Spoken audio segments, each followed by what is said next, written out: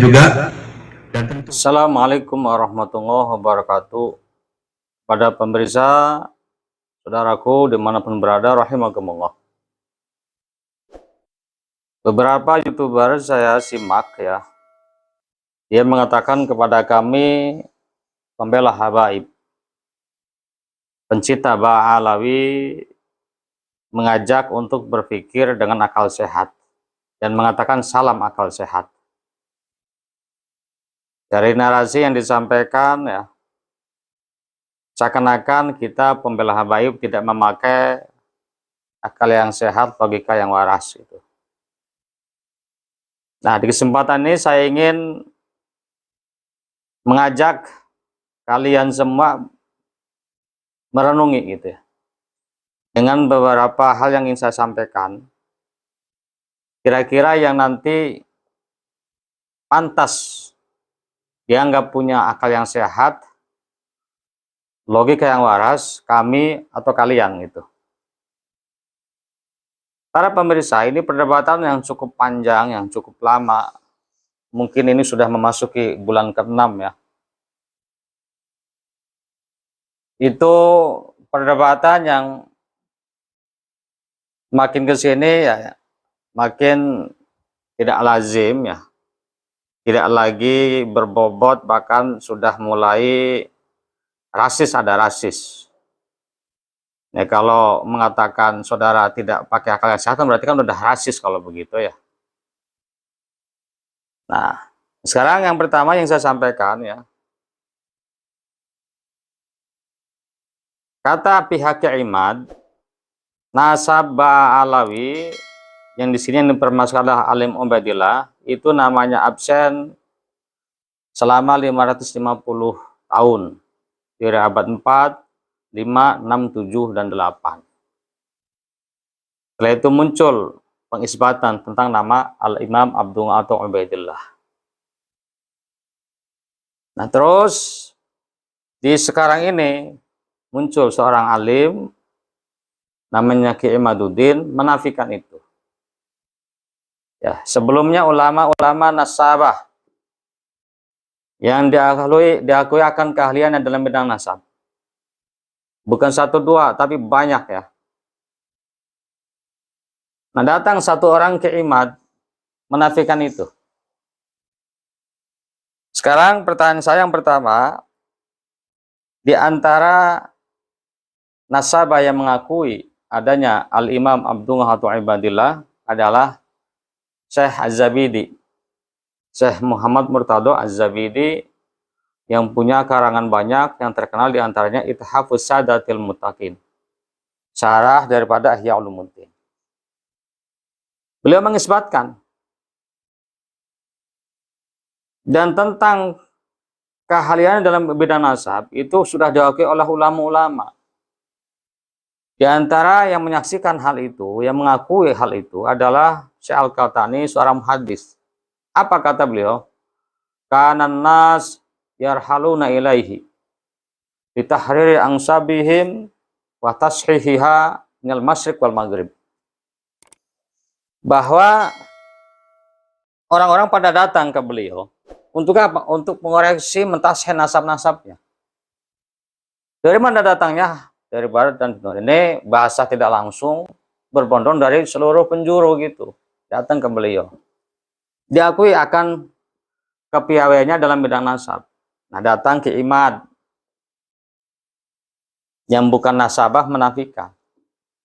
Logika sehat kita, akal sehat kita kira-kira yang pantas untuk diikuti dan dibenarkan akan penelitiannya dalam bidang nasab, alim nasabah Syekh Az-Zabidi apa Ki Imaduddin?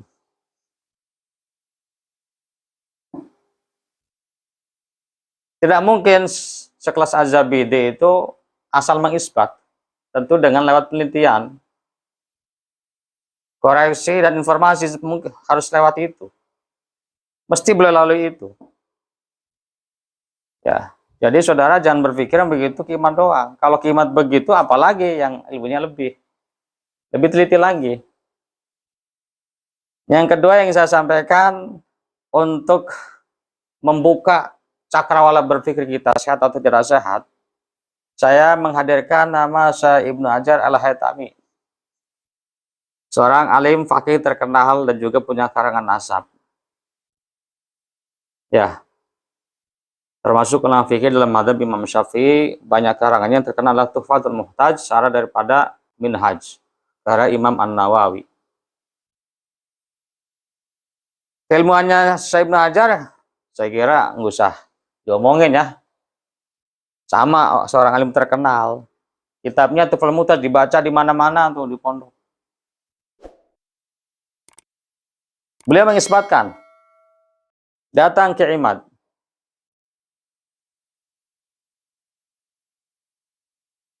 menafikan. Kira-kira yang lebih ilmiah, yang lebih paham, lebih teliti, Syekh Ibnu Hajar apa ke Imad? Yuk pakai logika kita. Fungsikan akal sehat kita. Kira-kira mana yang lebih pantas untuk diikuti. Yang ketiga yang ingin saya hadirkan namanya adalah Syekh As-Sakhawi. Beliau seorang alim, punya banyak karangan, di antaranya Adyaul Lami. Beliau mengisbatkan, Imad menafikan. Kira-kira yang lebih alim, lebih teliti, lebih awas dengan penelitiannya, kira-kira siapa? Syekh As-Sakhawi yang mengisbatkan nama Al-Imam Ubaidillah atau sebaliknya ke Imaduddin? Kalau logika sehat saya, akal sehat saya akan mengatakan Syekh As-Sakhawi lebih pantas untuk diikuti. Yang terakhir, walaupun nama itu banyak ya, ini masih sekedar untuk kita berbicara, meraba, kira-kira yang berbicara dengan sehat itu siapa? Kami atau kalian itu? Yaitu Syekh Yusuf bin Ismail An-Nabhani.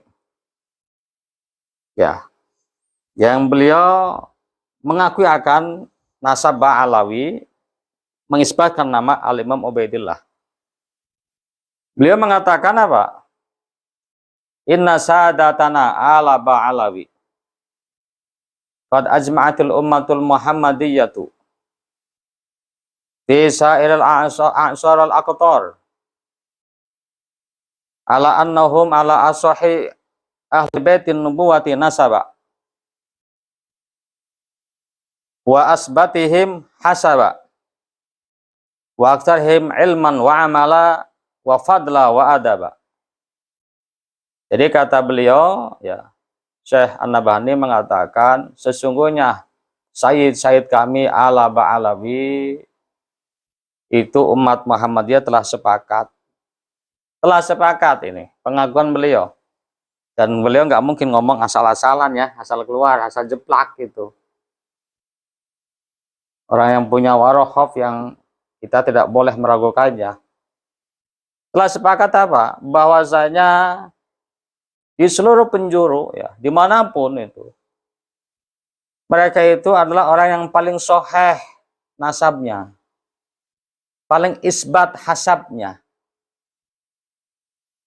Ya, kebanggaan dari keluarganya itu paling isbat. Dan juga yang paling banyak apanya? Ilmunya, amalnya, adabnya, keutamaannya. Dan sejarah membuktikan itu. Ya, dan kesempatan ini saya nggak akan mengatakan itu, membicarakan itu, karena panjang waktunya. Hanya mereka yang tertutup mata batinnya, tertutup mata lahiriahnya untuk melihat kebenaran itu.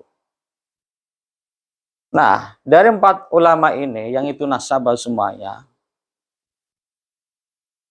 masa iya akal sehat kita akan mengatakan, ini yang 4 ini kurang teliti, kurang awas dalam penelitiannya. Sementara yang satu yang bukan nasabah mengatakan lebih teliti, lebih awas, lebih akurat, lebih valid karangannya. Apa ya begitu? Saudaraku ya,